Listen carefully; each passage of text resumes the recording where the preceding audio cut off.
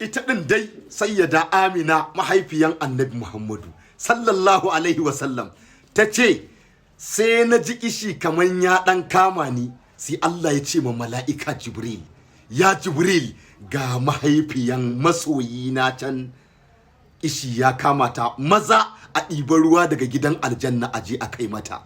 Sai da Amina ta ce ana kawo man wannan ruwan na sha, ga waɗannan mataye suna man tausa, sai na ji kaman gyangyaɗi ya kama ni. La ilaha illallah, in ba mahaifiyar manzo Allah ba wane ne Allah zai mata wannan?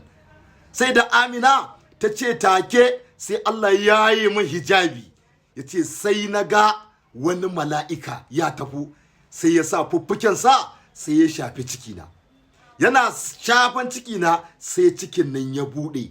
La ilaha illallahu, sai ga bullowan dal'atul haqqi bil haqqi Annabi Muhammadu sallallahu alaihi wasallam.